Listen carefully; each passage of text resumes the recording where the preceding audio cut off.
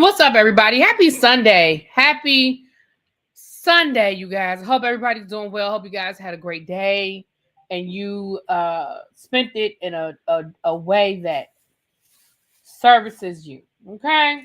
So happy Sunday. Now, this is Love and Marriage Huntsville, Season 10, Episode 1 and 2. Now, let me give a couple of disclaimers before we get into the Love and Marriage Huntsville. I'm sorry, I'm looking for something, y'all. Let me give a couple of disclaimers before we get into the Love and Marriage Huntsville of it all. Damn it. I'm looking for it. Where is it? Sorry, y'all. I was looking for my eyeglass cloth. Oh, here it is. So let me give a couple of disclaimers before we get into the Love and Marriage Huntsville. Number one, I am not a mellometer. Okay? I'm not a mellometer. Never was, never will be. I do not hate melody. However, I am not, I don't believe that melody, is a saint either. So if you are a mellometer, or if me not being a mellometer is going to offend you, this is probably not going to be the place for you. Even though melody not even on the show no more. Thank you, Andrew. Even though Melody not on the show no more. But I just had to put that out there. I just got to put that out there. Number two, I like Marcel. Now, do I think that Marcel was an ass? Yes. But I do like him. Sorry, not sorry. So, again, I know some of y'all think he's the worst thing since sliced bread. But I don't. Now,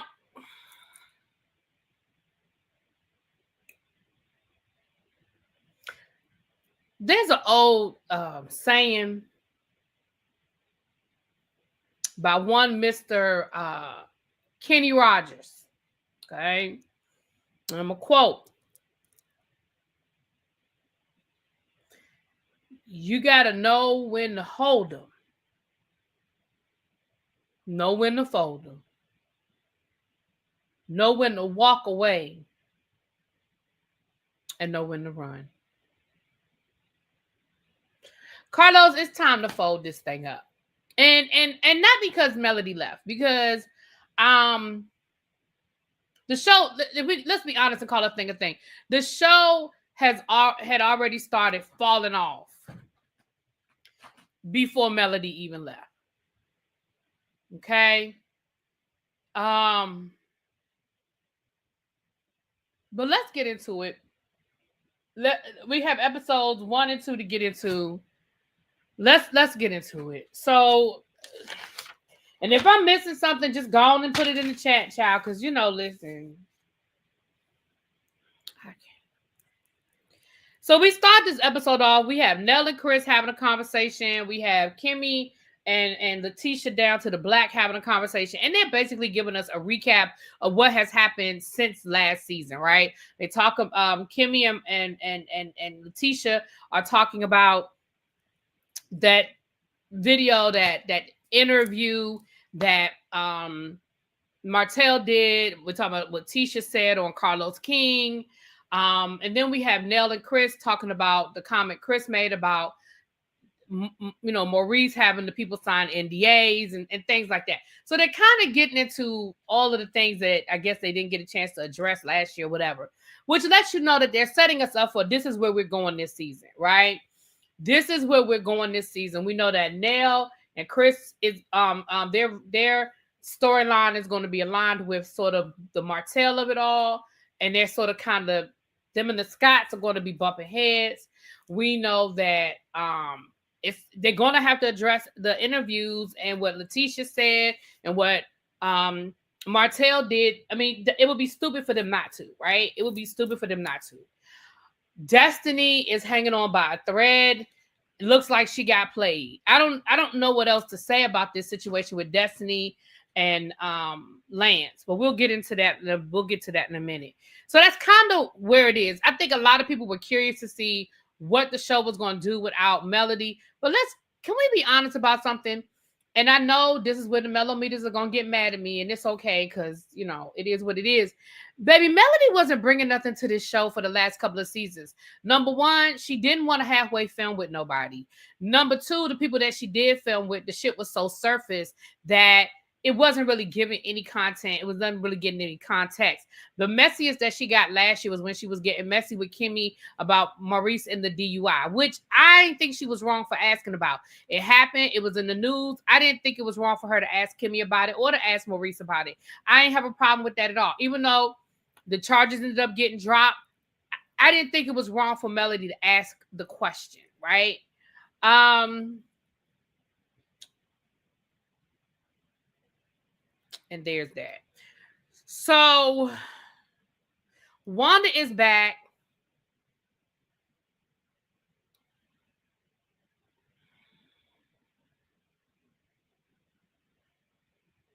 Listen, I don't have no beef with Miss Wanda. I don't. But Miss Wanda is a one-trick pony, right? Miss Wanda is going to come on and be messy and come at Marcel.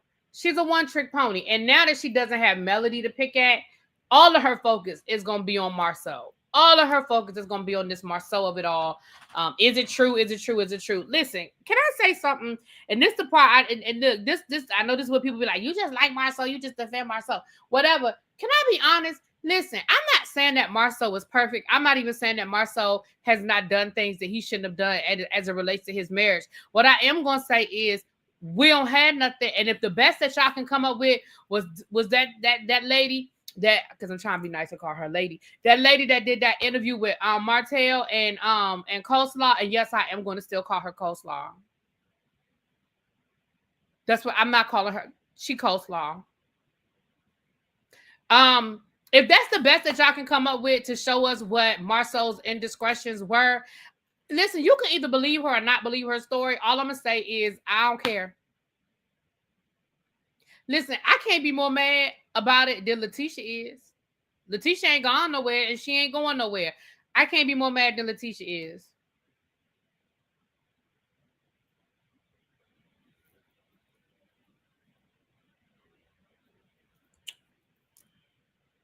So, do I think it'll be interesting to have Miss Wanda back? I guess.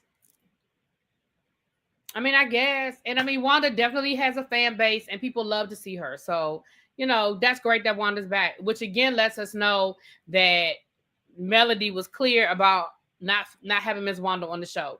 Because the minute Melody was gone, boom, here go Miss Wanda. And we're gonna get to the coleslaw of it all too. We're gonna get to that in a second. I wish Stormy would return. I think Stormy could bring something to the show as far as Black excellence, as far as a business owner, as far as a woman and a man, her and her husband out here doing something. I definitely could see that. But I do think that show really took a toll on Stormy's mental health, especially, and I also think it put a strain on her relationship with her family. Yeah. So I think Stormy might come back? She might. They might be able to get her to come back. But I do think, and I respect that she did what she needed to do, which was in the best interest of her family and her mental health and her business.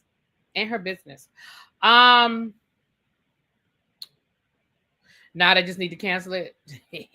That lady that Mart and Side Chick interview actually let him cheat in peace. Listen, all I'm gonna say is this: if Letitia don't care, I don't care. If Letitia is gonna keep coming down here saying that her husband ain't cheating on her and her husband, listen, okay, girl. And to be fair, what have they shown us? Again, we could say that they interview with Martell, and if you believe it, you believe it. If you don't, you don't. I can't tell nobody what to believe and what not to believe. But you can either say, yes, I believe that woman really had a situation with Marcel and Maurice, and I believe they went down to Vegas and they had a whole situation. That's fine. You can believe it. That's fine. But again, even if we do choose to believe it, Tisha don't care.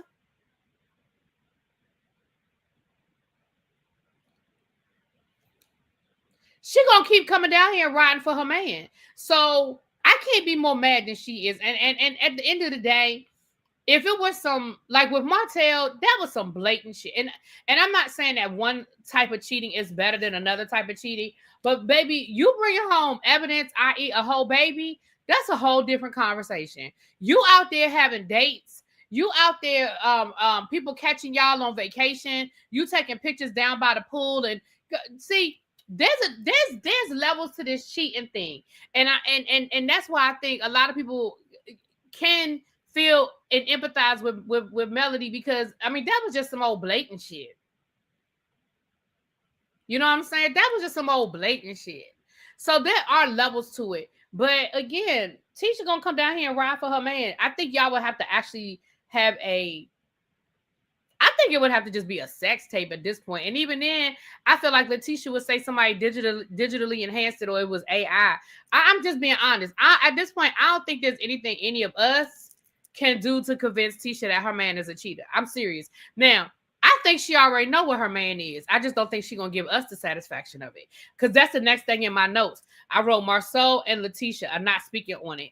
Meaning they're not speaking on the rumors. They're not speaking on that interview. It does not look like they're going to address it. When Ms. Wanda was in Marceau's face about it, Marceau ain't had nothing to say. He was like, well, what did I say about it? She was like, you ain't said nothing. He was like, exactly.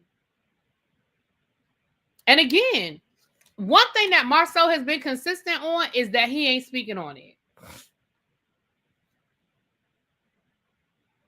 Marceau has been consistent about he ain't speaking on it. Exactly, Danielle. Tisha ain't going nowhere. Tisha is not going anywhere. So there it is. Okay. Kimmy and Maurice. So we see Kimmy and Maurice. Monster's getting ready to go to college. We find out that the DUI was dropped against Maurice. I want to know why it was dropped. And the reason why I say I want to know why it was dropped, because listen, in the grand scheme of things, it don't matter. It was dropped, right? It was dropped. Full stop. But the reason why I say I want to know why it was stopped is because there's a difference of the charges being dropped because it was faulty equipment. There's a difference in it being dropped if the police officer didn't follow a proper procedure, and because Maurice is an attorney, he was able to say, well, he didn't do this, and he didn't do that. I'm not saying that he's guilty or not guilty, because at the end of the day, the charges were dropped. But I'm curious to know what that process was. But it doesn't matter. The charges were dropped, and Maurice has been cleared. That's all I got for that scene. Again, if there's more to it. Oh, Kimmy's talking to Maurice about what Chris Fletcher said about the NDAs and all of that. And again, Kimmy ain't going nowhere. So if Kimmy didn't leave after that cancer situation and those Kimmy, and I used to love Kimmy. When I tell you I used to love Kimmy, Kimmy was my favorite. Kimmy and Maurice, they were actually my favorite. And I just ain't been able to get it back for them. Like, I had stopped reviewing the show and everything after that situation. I came back to the show, but I just can't. And Maurice, I had actually had a couple of conversations with Maurice in the DMs. He's a really nice guy. I had a couple of conversations with Kimmy when the show first came on. Because again, let me give y'all a little bit of history. I know y'all sick of me saying it, but I'm going to keep saying it. I was one of the first YouTubers that was reviewing this show season 1. A lot of people didn't come to Love and Marriage Huntsville until the blogs picked up the messiness of Martell, Melody, and Coleslaw. Then all of a sudden, here come all the YouTubers. And I ain't mad about it. Let's be clear. I'm not mad about it. But when this show first came on, baby, it was me and a handful of YouTubers that was reviewing it. So just like with a lot of new shows, when these shows first come on, a lot of the cast are very accessible because they want the show to work. A lot of them have never done reality TV before. And so they want to clear up editing. So they know who's reviewing the show. They follow the hashtags. And a lot of them slide into the DMs. A lot of them send you the emails and be like, listen, I just want to clear up da-da-da-da-da. And Maurice, Kimmy, Marceau, and again, we weren't friends. We didn't exchange no personal information, but we talked a few times and they were always very nice to me, you know? But I just lost a lot there. So yeah. They talked about Marceau taking a long time to do their this property that they're trying to develop. I think it's gonna be like a restaurant or something. Now, this is what I wrote in my notes. Because they talked about this last season about Marcel taking a long time and how, they say he does good work. He's just really slow. And they're bringing this up again. I feel like this is going to be a storyline later on this season. They're going to bring it up. But I wrote in my notes, are you paying full price? And here's the reason why I say, are you paying full price? Because a lot of times we accept a family discount, not understanding that the price of the family discount is that we don't get the full price service. So what I mean by that is, if Marcel is renovating this property for y'all at a discounted rate, his other clients that are paying full price are going to come first. Now, if y'all are paying regular price, if y'all are paying his full price and y'all are still being put on the back burner, Houston, we have a problem. But if y'all are taking the family discount, which might be all you doing is paying for materials.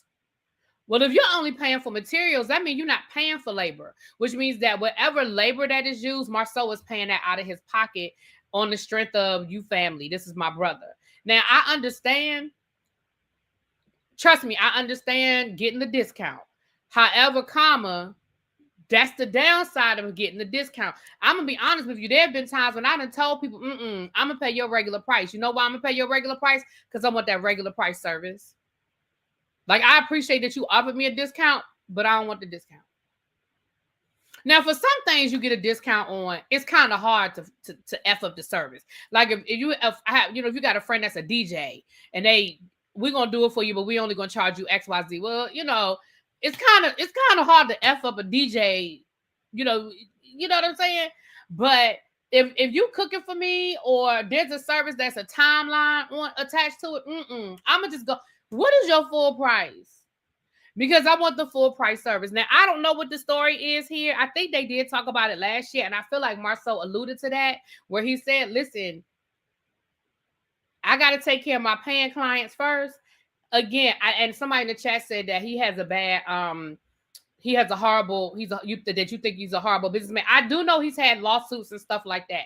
And I have not, y'all know I don't fall into the love and marriage Huntsville algorithm. I don't follow every story, every lawsuit, I don't do that when it comes to love and marriage Huntsville. So I honestly have not followed those lawsuits. So I don't know the details of the lawsuits because I haven't followed them. But what I will say is, I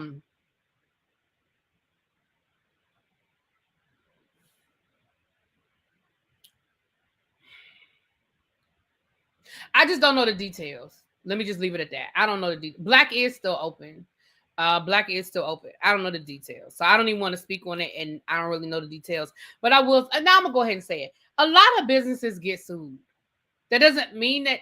And again, I don't know the details. So I don't know what he was alleged to do or not do. And I know he's been sued more than once. I understand that. So, hey, Sonara. How you doing, boo? But yeah, so there's that. That's what I wrote in there. Oh, I wrote that Kimmy-ish about Chris with the NDAs. And she said she feels some kind of way about them comments that Chris made. Again, this is what I have to say about that. Chris made the comments. Let Maurice address the comments. Let it be a man-to-man situation. Because at the end of the day, I'm going to say the same thing. If Maurice ain't mad about it, you mad at Kimmy, then you mad at the wrong person. If Chris said something that was wrong or that was incorrect about Maurice and how he used to, and the fact that he cheated on you, alluded to the fact that he cheated on you, but he's smart about how he cheats, because that's basically what Chris Fletcher was saying was, oh, well, them Scott brothers, they smart about how they cheat. They get NDAs. They smart about how they cheat. So basically he's alluding to the fact that that your husband has cheated on you when y'all were dating. To me, I'm going to say the same thing I'm going to say about Letitia. I can't be more mad about it than Maurice is. If Maurice ain't mad about what Chris said, then Kimmy, you mad at the wrong person. So I don't feel like Kimmy should address Chris. I feel like that should be a Maurice-Chris conversation. But, it wouldn't be a TV show if it wasn't some conflict, child. Exactly, Nubian. Kimmy ain't going nowhere either, child. Then I wrote, okay, so the next scene, thank you, Kenneth. Is this season worth watching? I can't speak for y'all. Somebody else asked me that as well. I can't speak for whether the season is worth watching for you. What I'm gonna say is watch the first episode and you make your determination. I'm gonna say this though. If you don't care about the Ken, Trish, Marquez storyline, then no, it's probably not a season you're going to watch because the first 2 episodes are consumed with them. I know it doesn't seem like it yet because I haven't gotten to that part in my notes, but honestly, it has been consumed. The first 2 episodes it's them. So, but I do know that I think this might be the last episode that Marquez films because after they got into the physical altercation, I think Marquez says he got fired. So maybe, you know, I would say give it the first 3 episodes. See what next episode is giving. I do know that the Kimmy Nell conflict is coming up. But honestly, I don't really see it being a whole lot of waves. I'm just being honest. Hey, Don, just drop it in. Make sure y'all match up. Thank you, boo. Mwah. Thank you, Don. Thank you, baby.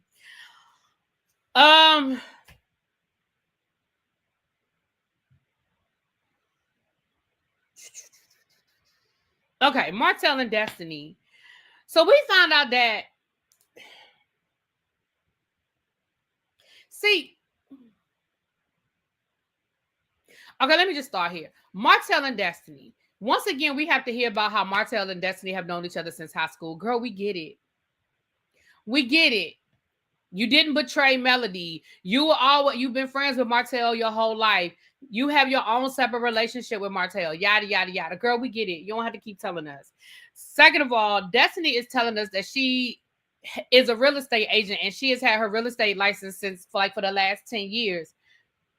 Girl, I don't have my camera, but tap, tap, tap. Tap, tap, tap. Girl, so why the hell you been out here selling candles and body oils if you could be selling houses? What the fuck? You've had Chris Fletcher out here. You got Maurice. You have Kimmy. You have Martell that's doing investment properties. We're going to get to the investment properties. You mean to tell me that for these last 5 years since your husband left you high and dry, you out here allegedly stealing power and had to sell your house, and you've been through all these financial issues. You showing up in the Toyota Corolla down to the Tasha K to do an interview, a tell-all interview, and you mean to tell me you could have been out here selling houses all this time? What in the entire fuck? Y'all, that don't even make no sense. And I know that real estate is not guaranteed, but let me tell you something. The last 10 years, baby, she could have made a little change. Now, right now, the real estate market ain't a whole lot going on. But, baby, them candles and shit should have been your side business. When Madani fell, and I understand your husband was helping you open up this beauty supply store. I get it. That's great. That's fine. But, girl, when Madani failed, hello? You wasn't out here selling houses or buying. What?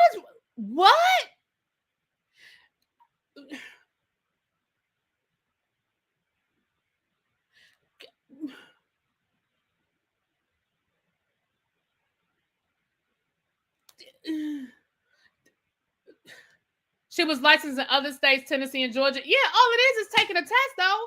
That's like when attorneys have passed the bar in other states. They just got to take the bar in that state. That's it. Sometimes they don't even have to take the bar, depending on what their score was. Like if your score, like a friend of mine, she's barred in New York, Pennsylvania, Maryland, DC, and I think Virginia. But she passed the bar in Maryland first. And her score was so high, or whatever the score was, that you have to have it in the state. I'm sorry, New York. She passed it in New York first. That she basically was, I forget what the word is, but they allowed her to use that score. She didn't even have to take the bar over because her score was so high. It's the same thing in teaching. In teaching, you have a praxis. You have the praxis exam, and different states require a different score. If my score was high enough when I originally took it, then they automatically, what is the word I'm looking for, y'all? Y'all know the word. I get my license in that state. So I feel like it wouldn't have been hard for her to do the paperwork to get what she needed moving to Alabama, especially if you already had it in 2 other states. I don't feel like it would have been hard. And again, I get it that that's not what she, she wanted to get into entrepreneurship, reciprocity. Thank you, Phil. That's the word I was looking for. Ooh, I love y'all. Ooh, I love y'all. That's the word. That's the word I was looking for. Thank you, Phil.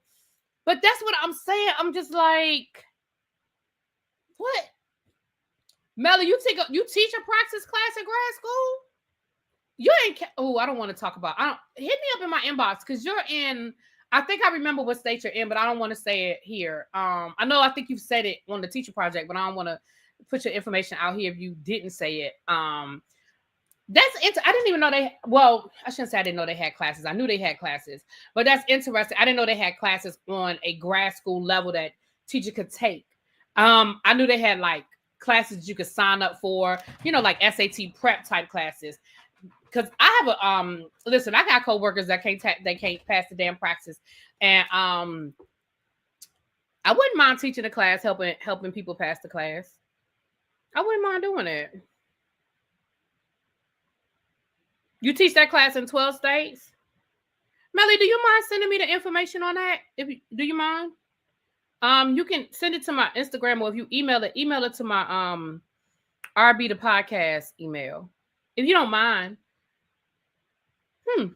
I wouldn't mind teaching a class on it because I had, like I said, now I can't. Now I'm about to go left now. My pedagogy was easy as hell. It was really easy for me to pass the pedagogy exam. Now the math one, wee doggy. I did get my best friend to help tutor me for the math one. Baby. Anyway. My son's dorm roommate can't pass that test. Baby, the praxis is not a joke. And honestly, it's just like the SAT. If you're a good test taker, then it's easier than others. Anyway, I got sidetracked. So we can have that conversation on the other hand. Oh, no, then don't send me the information because math, I can't help nobody with math. Okay. No, I thought it was like the reading or the pedagogy because the reading I can help somebody with. The math, I can't do nothing for you. Okay, never mind. Sorry, y'all. Sorry, let's get back to this. Okay. But if you want me to share the information with other teachers, still send it to me because I do have coworkers that are having trouble passing. So yes, you can still send it to me. Okay. Does it matter in your specialty? Does what matter, R&D Diva? What's that? Does what matter? He's for music education. So what do you mean? Does what matter? Does the praxis matter? It depends on the state.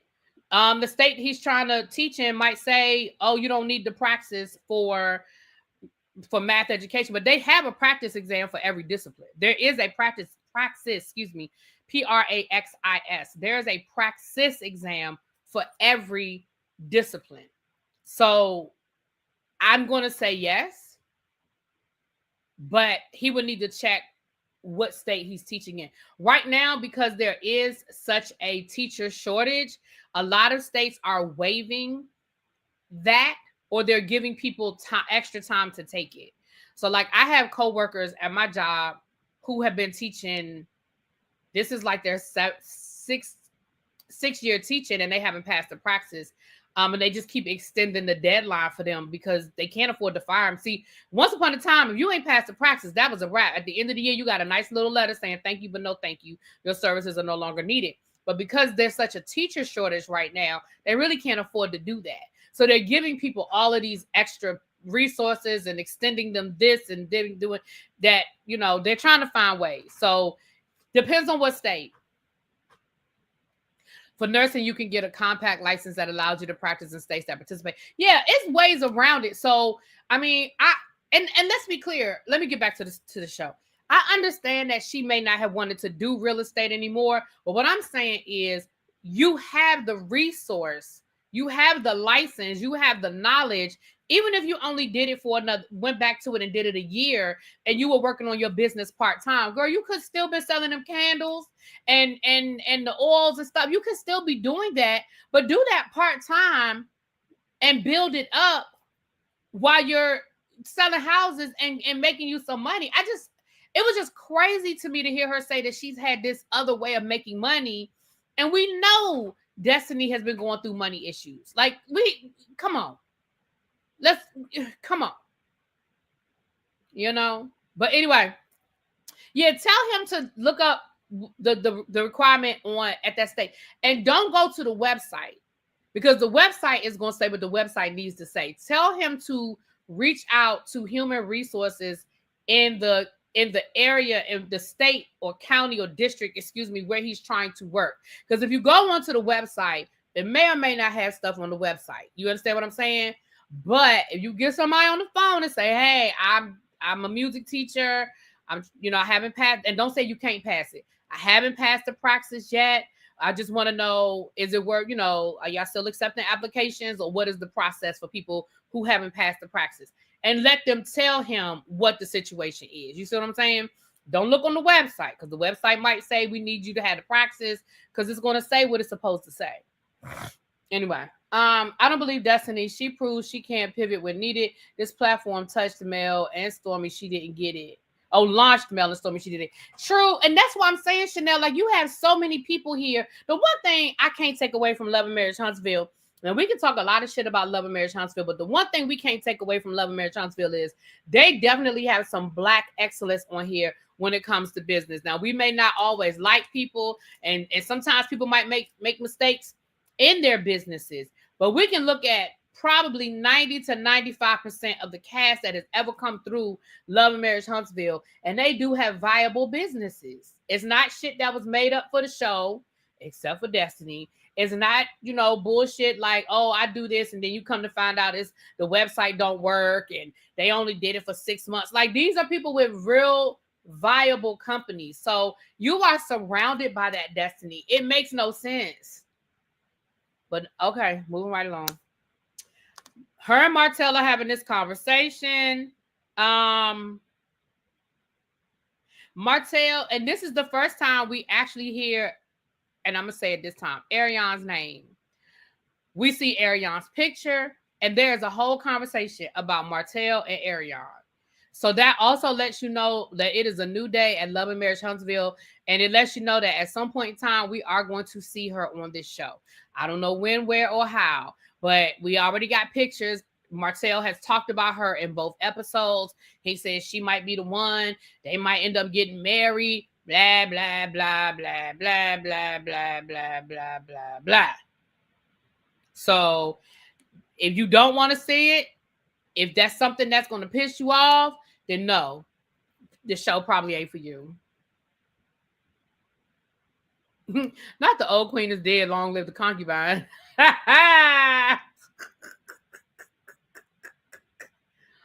Oh Lord. I will say outside of everybody else, if you do not have a good support system, speaking from experience, your business will fail. If you do not have, I agree. Now I agree with that one. I agree. I hope she's happy now. Martell lies when he opened his mouth. That's true. She's also been taking care of her father. And yes, she has been. And she did say she's a caretaker for her dad as well. Yeah. Yep. So basically, Destiny was talking to Martell about letting her list one of his investment properties. So I hope that ain't the same house Martell been trying to sell for the last 3 seasons. Because, sir. Anyway.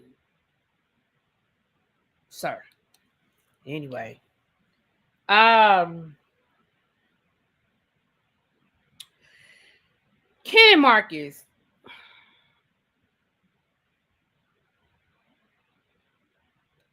I'm gonna just be honest and tell y'all, and y'all might talk about me in the comments. Y'all, and it's okay for y'all to talk about me in the chat. Now, can I tell you that whole scene sounded like this to me?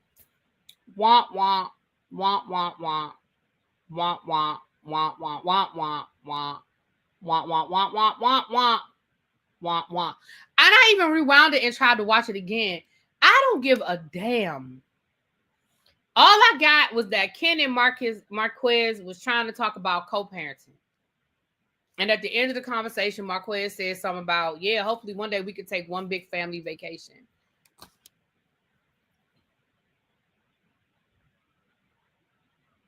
Marquez, what you where, sir? Where, what, when, how? What vacation are you doing, sir? What vacation are you doing, Marquez? So if it was more that happened, if it was more that said, my apologies. Because I really did. I tried to go back and listen again, and I don't care.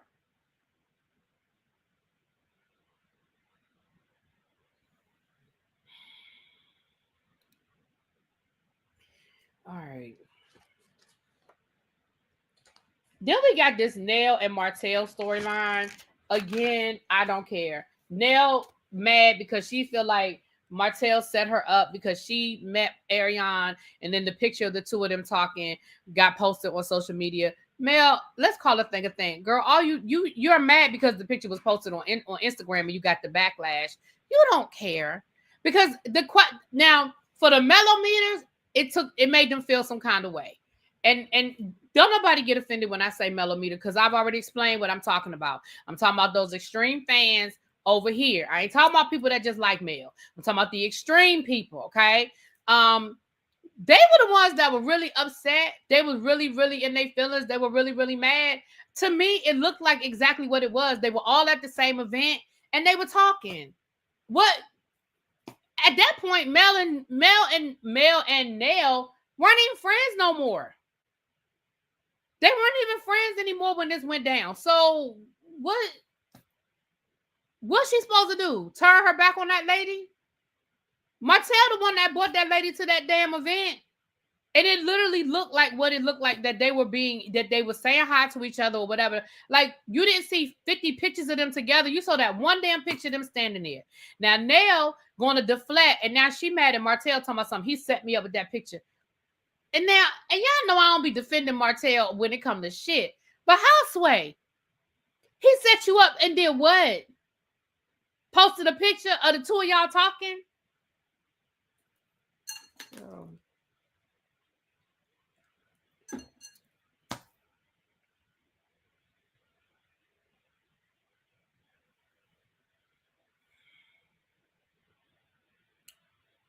She's been back in real estate for the last 2 years. Good for her. Good.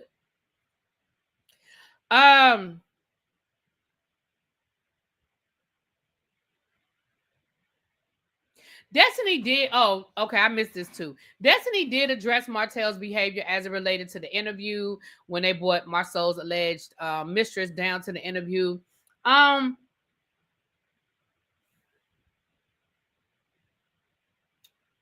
Martell is gonna do Martell. Like, in his mind, he didn't do nothing wrong. In his mind, he'd been taking it for the last however many years, and that was finally his chance to hit back. Martell doesn't care whether the information is true or not. He just cared about hurting. He wants other people to hurt the way he hurts, but he's never going to get what the other people got, because Tisha's never going anywhere. Kimmy's not going anywhere. Mel left, and there's the difference. They're not leaving. Mel left. Now, part of the reason why Mel left is because there was a whole baby involved. Because let's be clear, Mel didn't leave at first.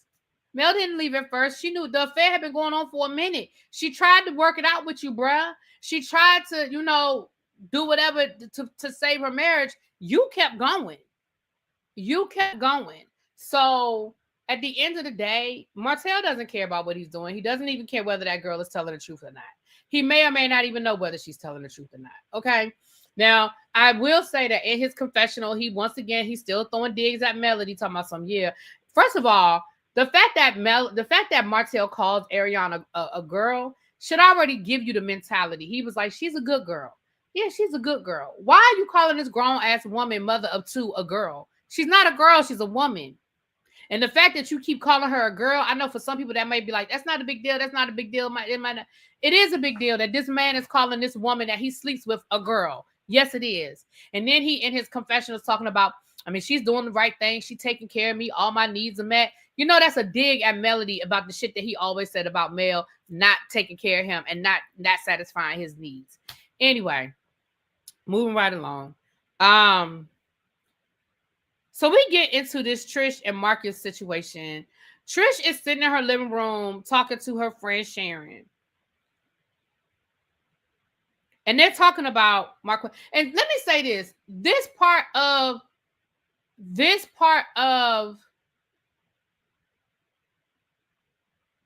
the show to me comes off fake and contrived. I think somebody just said that in the chat as well. This whole Trish, Marquez, Ken storyline, it does not land with me, which is probably part of the reason why I don't care about it. And I've told y'all that since last season. I don't know if Trish is this horrible of an actress or she's just this. I don't know the right word I'm looking for, but I'm absolutely positively uninterested in any of this. First of all, you sitting here talking about this man and how you just found out he moved back to Huntsville and you want him to be there for the kids, but then you really don't want to deal with him. But you want him to be there for his kids, but you really don't want to deal with him. And you telling your friend, and Marquez walks in the door. First of all, that would have been the end of that whole situation. Sir, to me, that is the first thing that came off as fake. Because how the fuck is he walking in my house? How does he even feel comfortable walking in my house? And then in the next episode, I'm gonna have to jump ahead a second. He was trying to say, "Oh, well, I came in there because my daughter had food in her hand and I was helping her get in the house. She unlocked the door." We ain't see none of that. We saw Marquez walk his ass straight up in that house and start talking to you and Sharon. And then Sharon got an attitude with him and he got an attitude with Sharon. He like, "Do I know you?" She was like, "No, you don't know me." And then he was like, she asked something. No, he asked, "Well, is there a problem or something?" Anyway, the conflict between the two of them, again, seemed really unnecessary and unnatural. Because why are you so hostile? First of all, why are you walking in my damn house, sir? I didn't even, according to Trish, I didn't even know you were in town.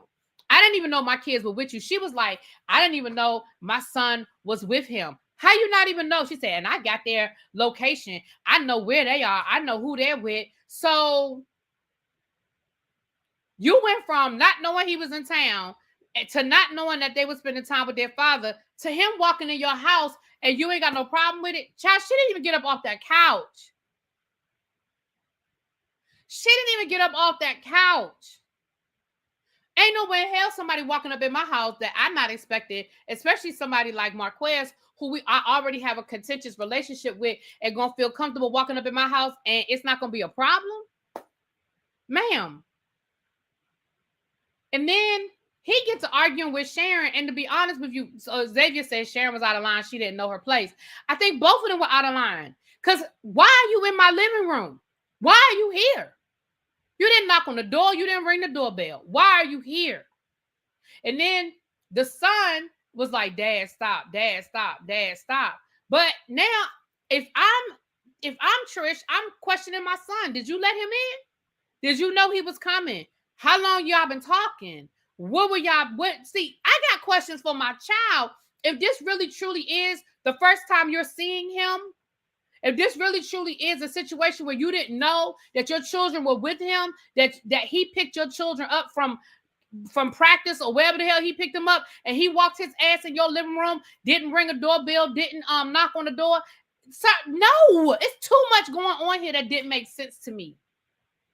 And through all of this, Trish never got out her damn seat. And neither did Sharon, for that matter. Now, Sharon did have a lot of smoke. Sharon had a whole lot of bass in her voice when she was talking to Marquez. But hell, Marquez walked in the house talking about something. "Who are you? Do I know you? So why are you here?" So, like, I'm watching this scene and I can't even care about what's happening because in my mind, this ain't real. In my mind, this scene isn't even real. It makes no sense to me. This whole scene makes no sense to me because there's so many things in this that don't make sense to me, that just don't ring true. And y'all already know how I feel. If it don't ring true, if it doesn't seem like it's true, then I can't believe it. And none of that seemed real to me. It seemed like really bad producing. At the least, it's really, really bad producing. At the most, it's Trish, Marquez, and Ken playing in our fucking faces. And that is why I don't care about this storyline. I didn't care about it last year. I didn't care about it when it was Trish and Martell and Ken. Because at the time, I told y'all then Trish was lying. I just didn't. I never, and I still don't believe nothing. Listen. This situation with Trish and Marcus, honestly, if it's not a whole made up storyline, then there's a whole lot that's not being shared. There's a whole lot of this storyline that's not. It's a whole lot of this story that's not being told. So what I honestly don't know at this point. But if the Marquez Trish relationship is real, it's a lot of the story that's not being told. Ocean Dreamer said, yes, it was out of place, but production is not as smart as you, miseducated. That's what I'm saying. Like, this was a badly produced storyline. Whoever their producers are for this show, because you know they all have different producers. Whoever their producers are horrible. Because this shit is terrible. And that was pretty much how episode 1 ended. So let's get into episode 2. So episode 2, we see Ken and Marquez. I mean, Lord, I said Marquez. Ken and Trish meet up with Kimmy and Maurice, I guess, to get advice on co-parenting.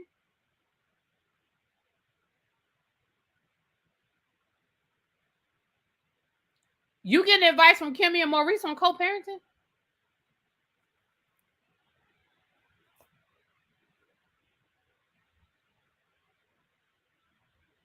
Okay.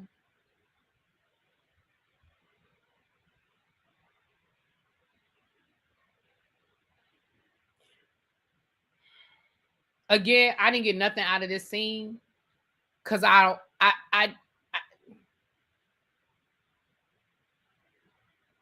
honestly didn't get anything out of this, y'all. I promise y'all, I really tried. I really, really tried. I didn't get nothing out of this scene because you got Maurice and Kimmy giving them advice on co-parenting, and I feel like Maurice is just telling Ken what everybody has been telling Ken about the co-parenting of the situation. And Kimmy is using her own personal experience to really vent. She's talking about I find that the real parents don't even want the step parents to get along. It's like they don't even want the kid to like you. Girl, you are speaking on your personal experience with what her name is, Kilolo, Kiyowa, whatever Maurice's ex-wife name is. You are speaking on your own personal experience, ma'am. What does that have to do with... You are speaking about your own situation. Kiowa. That's her name. Kiowa. I tried to watch last night. I just can't. It's not watchable, and I can't stand Trish and the other story. Right. It's like, the one thing I will say, I'm gonna give y'all, I wrote this in my notes from last episode when they were showing flashbacks to the reunion last year with Ken and Marquez arguing. Or maybe it was the beginning of this episode, child. I don't know. I'm reading my notes. They showed a clip when Marquez and Ken got to arguing, right? And Ken leaned up in his seat like he was getting ready to launch, right? Let me tell you something. The realest shit I saw in that clip, and this is why maybe this is why I got a soft spot for Marceau sometimes. The realest shit that I saw in that clip was when Marceau told Tisha to switch with him because Tisha was sitting next to Ken. I mean, they were on separate couches, but he was sitting there. Baby, when Marceau was real slick about it. He just tapped her on the leg and he was like, switch with me. And Tisha got up with no questions and switched. I was like, see, that's how you protect your woman. Now, that don't excuse Marceau from everything that people feel like about Marceau, but that's what I'm saying. Like, that's protection. He saw a potential danger that his woman might have been in the middle of that. If Ken had launched or Marquez had launched, Tisha could have very easily been caught up in it because she was sitting next to Ken on that couch. Baby, the way he told her, switch with me. I said, see, that's what protection looks like. You ain't even got to say it. You ain't got to bring... It was an instinct that Marceau was like, I see what this might be right here. I loved it. Now, that don't excuse Marceau from everything, but that is what protection looks like. When your man is protecting you, that is what protection look like. Y'all see what I'm saying? A man, when he's holding your hand and he makes sure he's on the outside when y'all walking down the street, he's closest to the street. See, that's protection. And it shouldn't even have to be spoken. It should just be instinctual. You know what I'm saying? Marceau will protect Tisha from danger. It's not his responsibility to protect her from her own stupidity. Well, there you go. And there it is. That was some real shit to me. But anyway, I put that in my notes because I just wanted to bring it up. Okay. So again, that was that scene. So then we had Martell and Destiny meeting down at the furniture store because Martell said he's buying furniture for his investment property, but then he said he about to move Ariane into his investment property. I gotta get my I went to Best Buy today to buy the little adapter that I need because I meant to order it from Amazon and I keep forgetting to order it from Amazon. So I was out and I said, let me just stop by Best Buy. Baby, why? I understand now why Best Buy is struggling. Why is that shit so expensive? Like literally the same thing that I was going to get off of Amazon was ridiculously more expensive. Like it wasn't even like a few dollars. Like, oh, well, it's only a few dollars. I'm gonna go ahead and get it because it'll save me. I'll have it in my hand today versus having to wait for it. It was ridiculously a different price. I was like, so anyway, as soon as it comes, I'll have all my stuff set up with my MacBook. But anyway, neither here nor there. Yeah, Martell. It's no longer an investment property, sir. If you are moving Ariane in there, and I'm sure she's not going to be paying you rent, then it's no longer an investment property. You just bought her a house, essentially. Like, that's what that boils down to. So you talking about I'm buying furniture for my investment property. That's not an investment, sir. Not if you're moving her in. There's no investment there.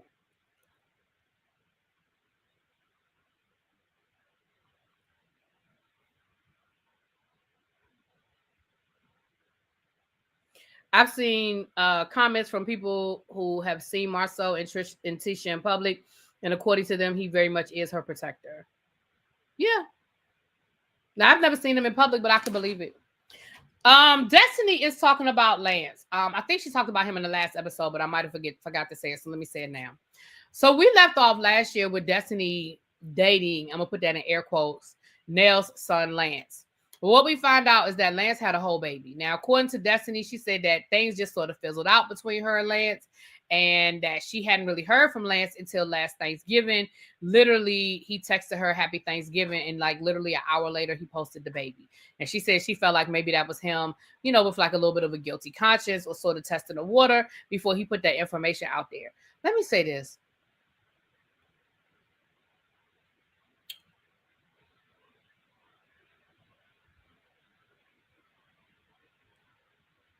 The fact that Lance had a whole pregnant lady the whole time y'all was allegedly dating.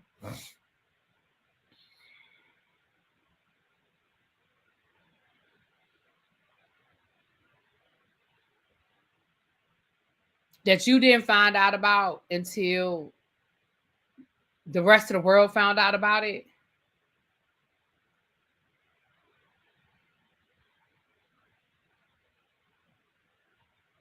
Baby, that's a and again, I know they weren't like boyfriend, girlfriend, but even if they were dating, it seemed like it would have come up. Now, the reality is, was that real? Were they really dating? Was it just a storyline? Was it just for the show? Don't know.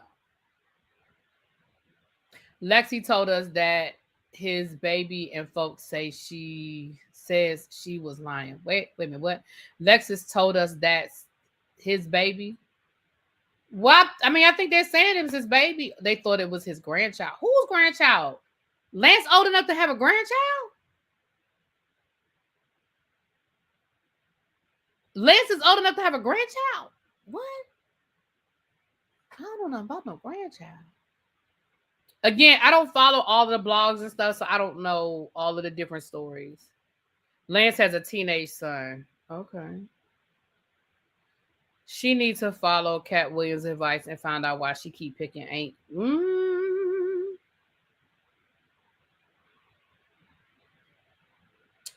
Child. But again, whether the story is real, whether it's a real storyline or it was a fake storyline, it's still a stupid storyline. Because again, I say, if you really were truly dating this man, the fact that it never came up in conversation, especially if y'all weren't boyfriend and girlfriend, it wasn't like a monogamous thing, why wouldn't it come up? And I get it. I understand. Oh, well, he might not want to tell her he had somebody pregnant, blah, blah, blah, blah. Like, I get all of that. And I know it's going to come up later that Destiny feels some kind of way that Nell didn't tell her. I'm gonna be honest and say I don't feel like Nell was obligated to tell Destiny, just like Destiny didn't feel obligated to tell Nell that she was dating him. Y'all remember last season when Nell allegedly act like she didn't even know that they was dating? So why did Nell have a bigger obligation to Destiny than Destiny felt like she had to Nell? Remember, Destiny just popped up with Lance. So, and at the end of the day, that's his mama. Like, you might be her friend, and I put that in air quotes, but that's his mama. Why would she tell you? That ain't her place, and that's not her place. And let's call a thing a thing. We know Nell and Destiny ain't friends off this show. When they not filming, Nell and Destiny ain't friends. So why would Nell pick up the phone and call Destiny and tell her? They ain't friends.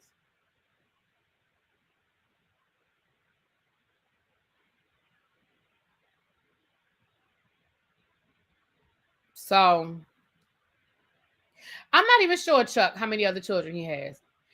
Just me, it probably is just for the show, but I'm just saying, if it's not for the show, I still don't feel like Nell owe her anything, you know? Shit, you did, like I said, you ain't tell Nell that you was dating him, so maybe if you had called Nell and said, hey, I'm interested in your son, give me the deal, maybe Nell would have said, oh, girl, he got a baby on the way. Maybe if you had done that, you'd have got the tea.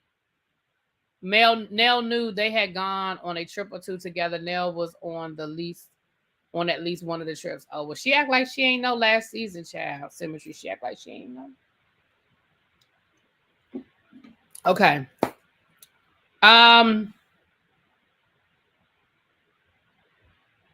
it, something else I was getting ready to say. I don't remember. Okay. Child, the house still ain't done. That is literally what I wrote in my notes. The house still ain't done. That's all I got out of that scene, is that house still ain't done. Now, they gave us a whole explanation as to why the house ain't done. Marcel talked about how they had to blast through the stone and they had to do this and they had to do that. But it looks like they have finally laid the foundation. And now that the foundation is laid, it probably shouldn't take them much longer to get the house finished. MJ gonna be done graduated from college before they move in that house, though, child. I mean,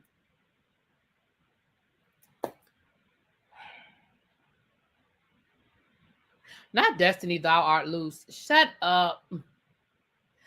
They all celebrated Stormy's birthday in Miami. She was all giddy and happy when she spilled the beans on the girls' trip. So, I mean, basically, Tisha and Marceau were just talking about their son getting ready to go to college and how she's not ready for him to leave and blah, blah, blah. I mean, don't get me wrong. That's a cute story. And Tisha is doing what all mothers do. They get it, with their firstborn son. She's overprotective, talking about she don't want him to go that far away, talking about buying a townhouse if he go to Michigan, talking about buying a townhouse there so she can come visit him every week. I mean, that's what mothers do, child. So I think it's cute to see. So he's graduating. He just turned 18. There was a whole scene with them in the car. Don't care nothing about it. Again, that's really all I got from that scene. Now, there's a scene with Maurice and Marquez.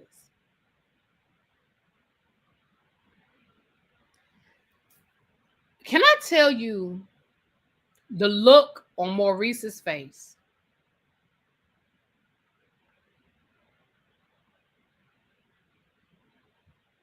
The look on Maurice's face the whole time Marquez was talking looked like he wanted to be anywhere else but there.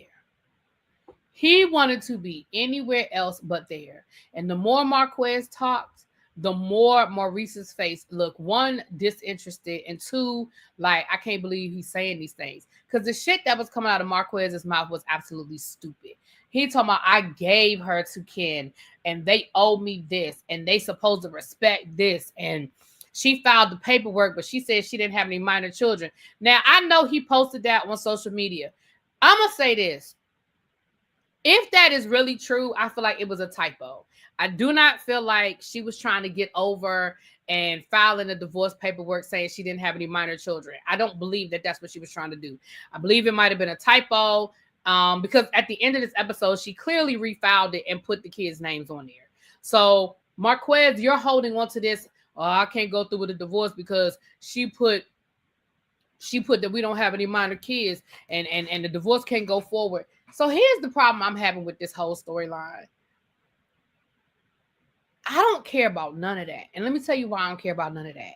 Because, sir, you had 5 years to file for divorce. If you really were concerned about this divorce, if you really thought Trish was trying to get over on you, if you really thought, sir, you had 5 whole years to file for divorce. And he talking about something, I should have left a long time ago. I only stayed because my dad said we wouldn't last a year, and I was trying to prove my dad wrong. Well, is your dad going to help you pay for this damn divorce? So I don't know if they nitwit. I honestly don't know. They probably are still married because honestly, like I said, it's more to this story that's not being said. I think Trish and Ken, I don't know if they broke up I don't know if they're back together or not, but at one point they weren't together. At one point they had broken up. Now I don't know if they still broke up or not. Honestly, I don't know. But I'm not putting it all on Marquez, but what I'm saying is you're so caught up on this one paperwork that was filed when you've had 5 years to file your own paperwork. Like if you really didn't want to be with this woman, sir, you could have divorced her. It is not that serious. It is not that hard. Like y'all didn't have no whole bunch of assets. Y'all didn't have millions of dollars to split between it. Like y'all didn't have all of that. So it ain't that serious. I know y'all have kids, so y'all have to deal with custody, you have to deal with child support, but the rest of it really shouldn't be that fucking complicated. And like Maurice said, people get these lawyers, they spend all of this money on the lawyers, and then once the money runs out, then the court makes a decision anyway. Y'all ain't got to have an attorney to do it, but get it done. And at this point, I don't have no sympathy for either one of y'all because I feel like if either one of y'all wanted to be divorced, y'all would be. Are divorces complicated? Sure, they can be. I'm not saying that they're easy. I'm not saying that they happen overnight. But 5 years, and y'all didn't, between the two of y'all, like y'all didn't really have nothing going on. Like it's not like y'all had a whole bunch of money, and not like y'all had a whole bunch of assets. Like, hello.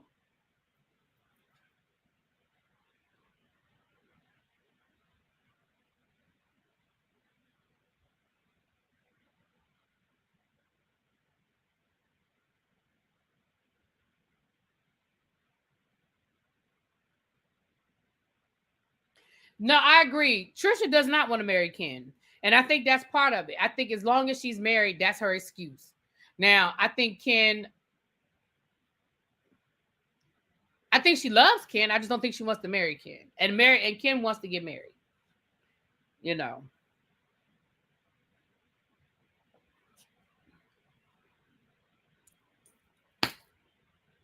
But that scene was ridiculous. It was funny to watch, but it was hard to sit through because it was so ridiculous. But it was funny to watch because the look on Maurice's face was so over it. It was like, why am I here? Like, I feel like he was thinking about his to-do list, his honey-do list, what he wanted to get at the bar. Did Marceau call him back so they could head down to Black for a cigar? Like, I feel like anything and everything was going through his mind other than what he was supposed to be talking about. I think he was over it. Okay? I think he was over all of it. Okay? Marquez acts like he has a crush on Ken Child. Marquez is special. I don't know if it's alcohol. I don't know if it's substance. I don't know if it's mental. But something don't compute with him. Something ain't right with him. Something don't add up. It's not equal for him. Something don't add up.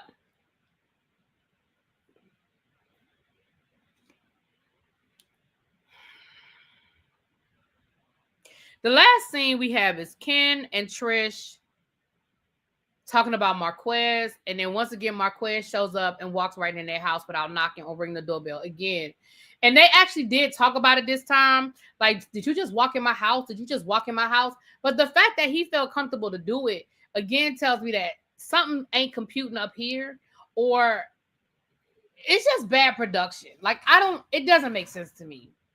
Like, it just doesn't make sense to me. And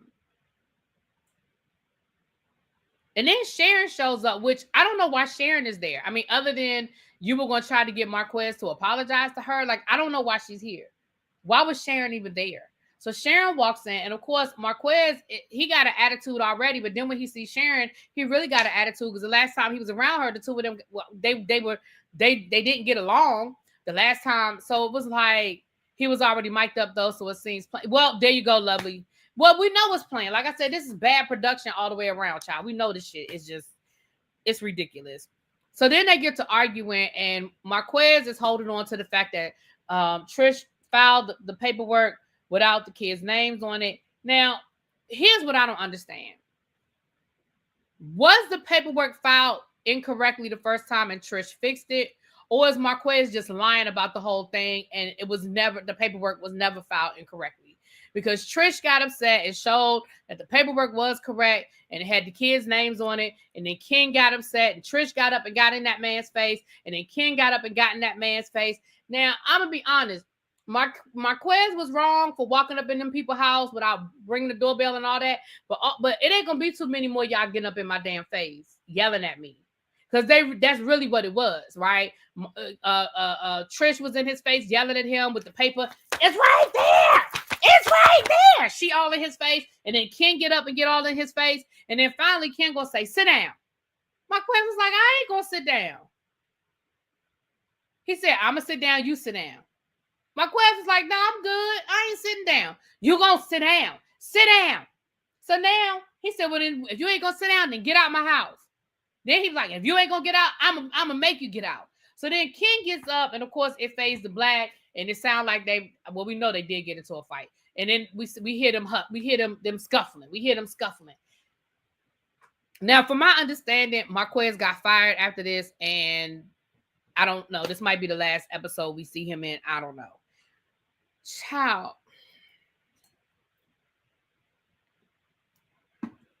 Like I said, if you don't care about the Ken, Trish, Marquez storyline, then these first two episodes probably not for you. The paperwork said minor children. Initially, I believe they only have one minor child. The son is 18, if I'm not mistaken. Okay. And that's what I'm saying. Like, I know that Marquez did post the paperwork on social media to show that it was checked, no minor children. So I'm wondering if it was filed by it was a click. Because listen, clerical errors happen all the time. So I'm wondering if there was a clerical error and Marquez is just holding on to that.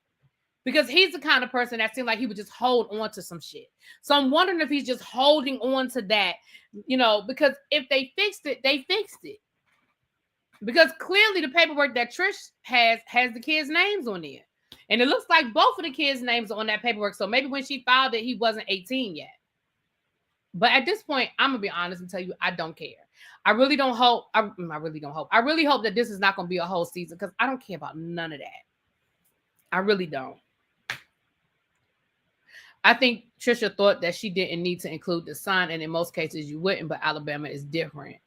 Okay, and trust, this is not the first time that somebody probably made right, R&D, but I don't even think it's that deep. I mean, again, if you're looking for a reason, if you're looking to have a problem, then you're gonna have a problem.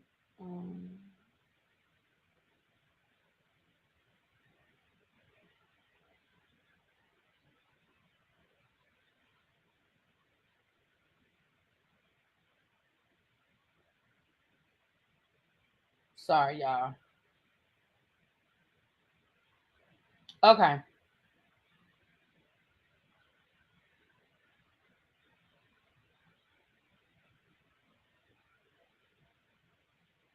Okay.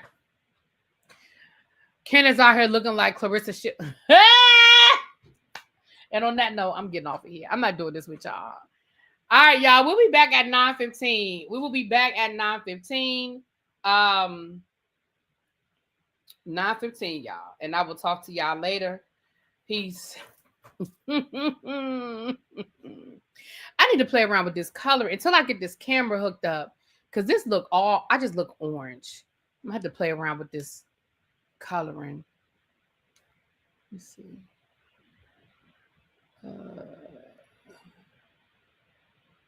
Camera.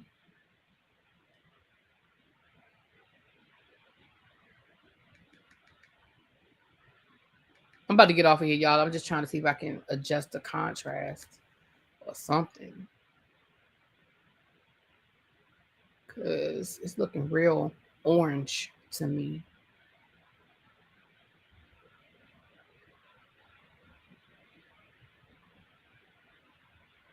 Oh no. All right. Let me get out of here. I don't know. I thought I could just play around with it. Look, books and bourbon money. Oh yeah, you can sell it, Chuck. Let me give you. I'll email you my phone number. Oh, you still have my phone number? You can sell it to my phone number. You can sell it to my phone number. Will I do what? Weekly Love and Marriage Huntsville? For right now, I am. I'm going to try to stick with it, y'all. I'm going to try to stick with it. Yeah. All right. Let me talk to y'all later. I'll see y'all at 9:15. Peace.